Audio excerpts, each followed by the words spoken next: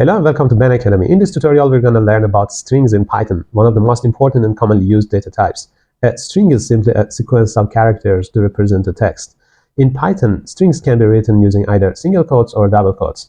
Let's get started. I'll show you how to manage your text and what kind of functions can be used to modify your text in Python.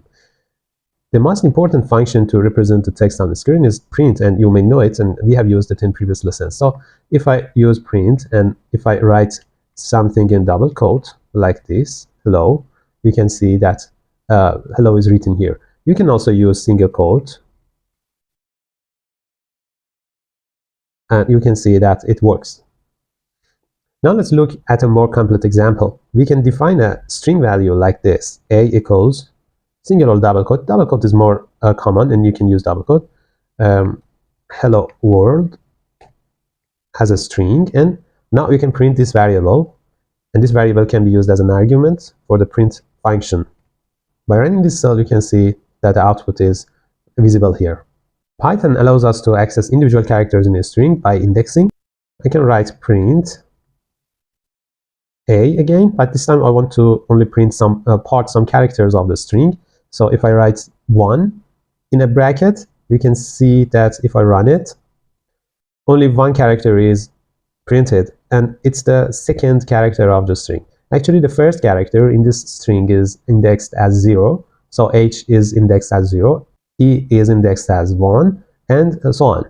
So if I print again A 0, you can see that H is printed. So if you count the number of characters here, you can also use the function len to count it.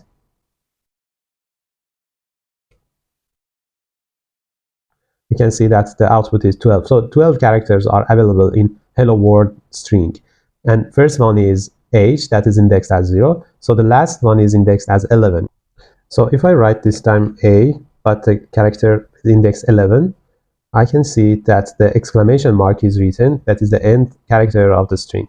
I can also specify a range. For example, if I write from 2 to 5 with colon, and if I print it, you can see that LLO is printed. Python provides many built-in functions to manipulate strings. For example, converting the lowercase to uppercase, or vice versa. For example, if I write print a dot lower with a brackets, but with empty argument, if you run it, you can see that hello world is completely written as lowercase. So the characters that were uppercase is converted to lowercase. You can also use a similar thing to make it uppercase. If I write a upper and bracket, you can see that it's completely changed to uppercase characters and it's capital. You can replace a character with another character. For example, if I write print, but this time a dot replace, a character in string a can be replaced by another character I specify here. The first argument here is the character that is already available in the string, that H is the first character I know that is available in the string hello world. And the second one that can be specified with comma is the character that can be used to be replaced by H. So I expect to see J word, as you can see here. So H is replaced by J. You can use a split function. I'll show you a dot split with a bracket and double quotation. If you specify space and run it, you can see that the words are splitted, and the string that was a sentence is decomposed to 2 words. And the space character that I specified here in the split function was the character that is used to split string into 2 words, and it's decomposed from a sentence to 2 words. And as you can see, Python provides many useful tools for working with strings. It's also important to know that strings in Python behave like arrays of characters. So we can access each character using its index, as I showed you. Now let's talk about getting input from the user. Python allows us to take input directly from the user using the input function. Let me first print a string, a sentence, to guide user to enter something.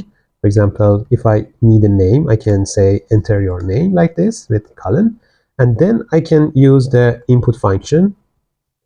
And if I use inputs with a bracket and define a variable with this input, actually everything user writes in the field will be stored in variable x as a string. And if I print something like this, hello, and then as a second argument, the variable I defined here, you can see the result here. So enter your name is printed on the screen, and the kernel is waiting for you to enter something. If you write your name, for example, Ben, and press enter, you can see that the next line is run, and it's written hello Ben as output.